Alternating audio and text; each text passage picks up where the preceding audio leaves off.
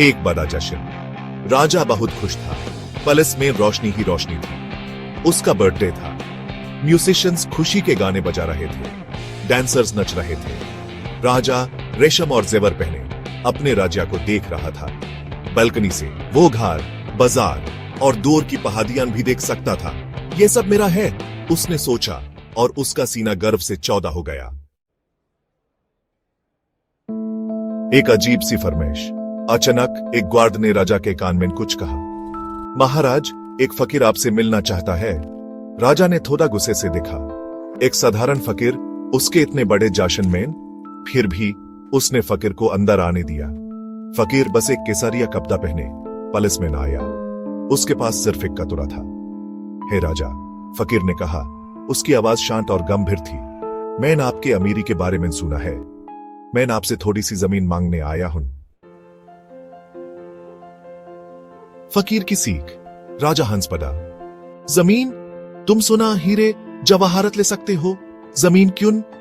फकीर ने मुस्कुरा कर कहा, महाराज, जमीन पर ही तो जिंदगी पालती है। जमीन से ही हुमैन खाना, घर मिलता है। सोना और हीरे हुमैन वो पोषण नहीं दे सकते जो जमीन देती है। राजा हैरान हुआ। आज तक किसी ने उसे ऐसे बात नहीं की थी। उसने फकीर की परख करने का सोचा।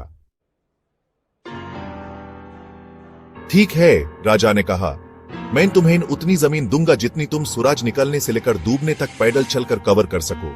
लेकिन अगर तुम एक पल के लिए भी रुके तो तुम्हें कुछ नहीं मिलेगा। फकीर मान गया।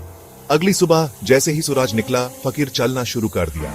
वो धीरे धीरे चलता रहा, न ज्यादा तेजी से न ज्यादा धीरे। राजा अपनी बालकनी से देख रहा था। उसने देखा कि फकीर खेत और नदियों के पार चला जा रहा था, बिना रुके, बिना जल्दी किए। जैसे जैसे दिन बढ़ता गया, राजा बेचैन होता गया। वो उस सारी जमीन के बारे में सोच रहा था जिसको फकीर कवर कर रहा था। वो उस सोने के बारे में सोच रहा था जो वो फकीर को दे सकता था। लेकिन फकीर की जमीन वाली बात उसके दिमाग में गूंज रही थी। उसने अपनी दौलत के बारे में सोचा और कैसे वो उसे असली सुकून नहीं दे पिया रही थी। जैसे ही सूरज डूबने लगा, फकीर रुक गया। वो बहुत दूर तक चल चुका था। वो पैलेस वापस आया। थक गया था लेकिन संतुष्ट था। बोलो फकीर, राजा ने पूछा, तुमने ज्यादा जमीन क्यों नहीं ली? तुम सब ले सकते थे। फकीर मुस्कुराया। महाराज, मैंने उतनी जमीन ले ली है जितनी मुझे चाहिए। उसने अपने सीने पर हाथ रखा। असली खजाना वो नहीं होता जो हमारे पास बाहर होता है, बल्कि वो शांति है जो हमें अंदर मिलती है।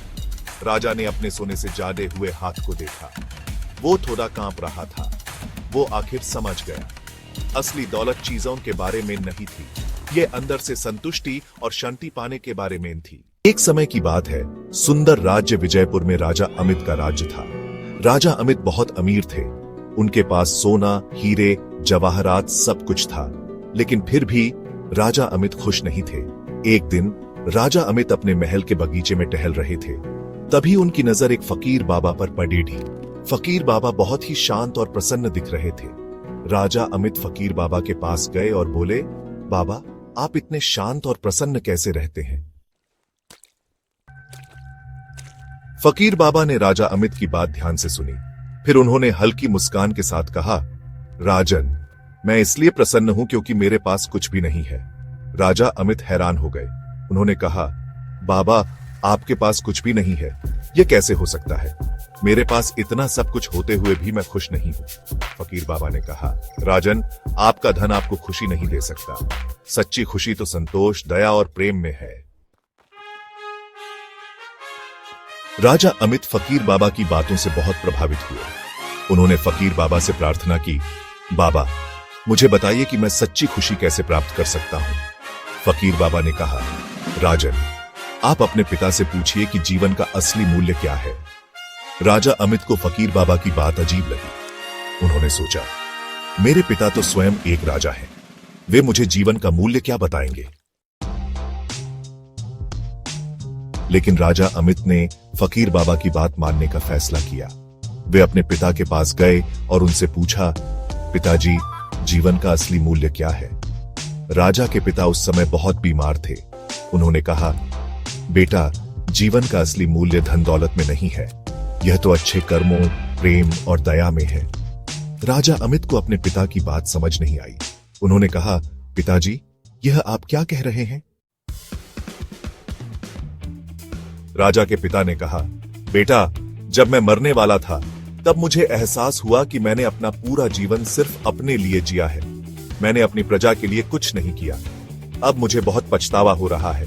काश मैंने अपना जीवन अपनी प्रजा की सेवा में लगाया होता।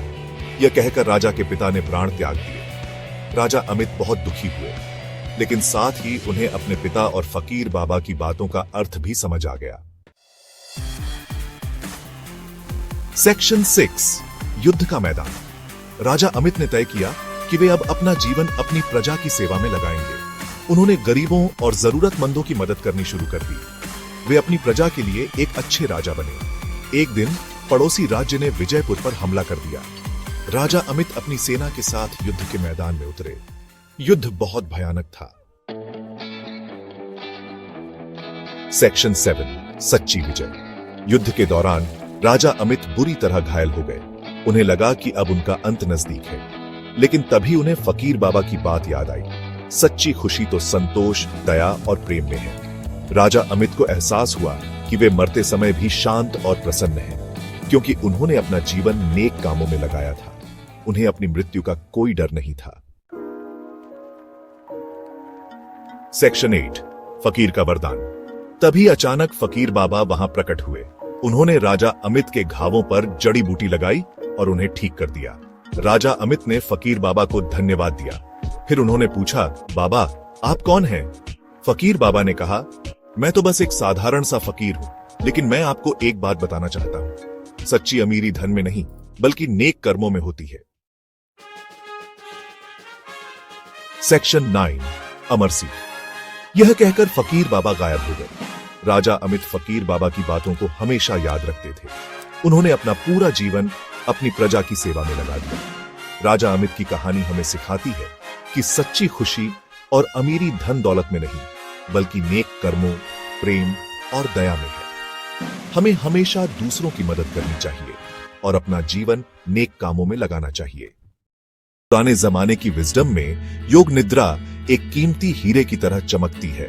ये एक पावरफुल प्रैक्टिस है जो हमें गहरे रिलैक्सेशन में ले जाती है, जिसे अक्सर योगिक नींद भी कहते हैं। आम नींद से अलग योग निद्रा में हम अवेयर रहते हैं, जबकि हमारा शरीर और मन गहरा आराम और रिजुविनेट करता है। ये एंशिएंट प्रैक्टिस हमें मॉडर्न लाइफ की भागदौड़ से एक सैंक्चुरी देती है। यह हमारे इनर पोटेंशियल को अनलॉक करने और एक ऐसे आराम का एक्सपीरियंस करने का रास्ता है जो आम नींद की सीमाओं से परे है। रेगुलर प्रैक्टिस से योग निद्रा हमें जिंदगी के चैलेंजेस को आसानी और ग्रेस से डील करने का पावर देती है। नींद हमारे फिजिकल और मेंटल वेलबीइंग के लिए जरूरी है, लेकिन ये अक्सर हमें सच्चा आराम नहीं दे पाती। हम सुबह उठते हैं तो थके हुए और कमजोर फील करते हैं, कल के स्ट्रेस को साथ लेकर। दूसरी तरफ योग निद्रा कॉन्शियसनेस के डीपर रेल्म्स में जाती है। योगिक नींद की इस स्टेट में शरीर पूरी तरह स्टिलनेस में चला जाता है और मन शांत और ट्रैंक्विल हो जाता है। ये डीप रेस्ट हमें एक्यूमुलेटेड टेंशन रिलीज करने, मन की चैटर को शांत करने और हमारे अंदर की एनर्जी के सोर्स से जुड़ने में मदद करता है।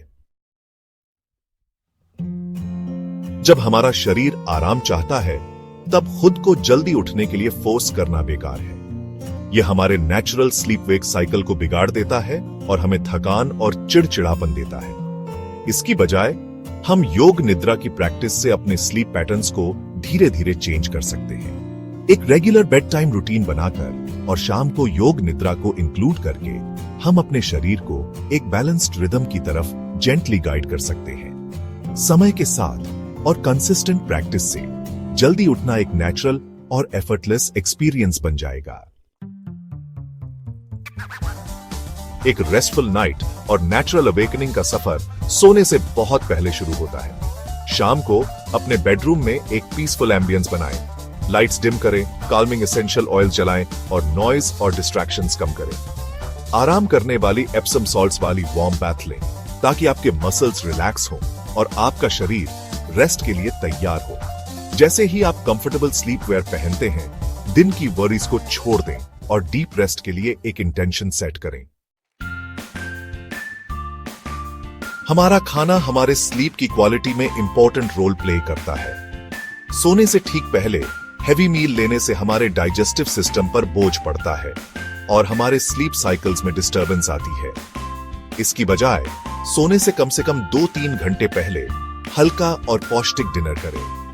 आसानी से डाइजेस्ट होने वाला खाना चुनें जो रिलैक्सेशन और स्लीप को प्रमोट करे। एक कटोरी वार्म सूप, हल्का सैलड जिसमें ग्रिल्ड फिश या टोफू की थोड़ी सी क्वांटिटी हो, या एक कप हर्बल टी आपके शरीर को बिना भारीपन दिए नरिश कर सकती है। प्रकृति ऐसे खाने की अबंडेंस देती है जो रेस्टफुल स्लीप में हेल्प करते हैं। अपने डाइट में स्लीप प्रमोटिंग इंग्रेडिएंट्स शामिल करें, जैसे बादाम, अखरोट और पंपकिन सीड्स, जो मेलाटोनिन और मैग्नीशियम से भरपूर होते हैं। कैमोमाइल टी, हल्दी वाला वार्म मिल्क या सोने से पहले एक बनाना नर्वस सिस्टम को सूद कर सकता है और आपके शरीर को नींद के लिए तैयार कर सकता है। शाम को कैफीन और अल्कोहल से बचें, क्योंकि ये आपके स्लीप पैटर्न्स को बिगाड़ सकते हैं और डीप रेस्टफुल स्लीप को रोक सकते हैं।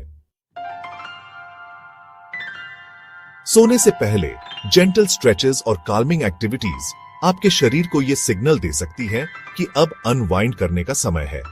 टेंशन रिलीज करने और रिलैक्सेशन को प्रमोट करने के लिए लाइट योगा पोजेस जैसे चाइल्ड्स पोज, फॉरवर्ड फोल्ड या लेग्स अप द वॉल करें।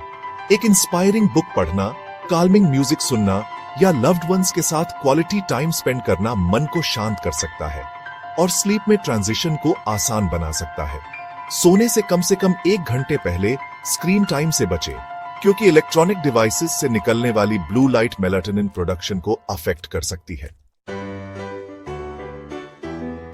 पीठ के बल आरामदायक पोजीशन में लेट जाए, आर्म शरीर से थोड़ा दूर, हथेलियां ऊपर की ओर। अपनी आंखें बंद करें और कुछ डीप ब्रेथ्स लें। अपने शरीर को ग्रेविटी में सरेंडर करने दें। आप खुद योग निद्रा प्रैक्टिस कर सकते हैं या किसी गाइडेड मेडिटेशन को फॉलो कर सकते हैं। कई ऑनलाइन रिसोर्सेज और एप्स गाइडेड योग निद्रा सेशंस ऑफर करते हैं। जैसे ही आप प्रैक्टिस में रिलैक्स करते हैं, अपने अवेयरनेस को अपने शरीर पर लाएं, बिना किसी जजमेंट के किसी भी सेंसेशंस, थॉट्स या इमोशंस पर ध्यान दें जो अराइज होते हैं। योग निद्रा एक प्रोफाउंड प्रैक्टिस है जो डीप रेस्ट, रेजुविनेशन और इनर पीस का गेटवे ऑफर करती है। जैसे ही आप इस एंशिएंट प्रैक्टिस को अपनी लाइफ में इंक्लूड करते हैं, आप इसके कई बेनिफिट्स एक्सपीरियंस करेंगे। कम स्ट्रेस, बेहतर नींद, एनहांस्ड फोकस और वेल बीइंग का एक ग्रेटर सेंस। योग निद्रा के ट्रांसफॉर्मेटिव पावर को अपनाएं और एक हेल्थियर, मोर बैलेंस्ड और फुलफिलिंग लाइफ की जर्नी पर निकल पड़े। याद रखें, रोजाना कुछ मिनट्स की प्रैक्टिस भी आपके ओवरऑल हेल्थ और वेलबीइंग में बहुत बड़ा डिफरेंस ला सकती है।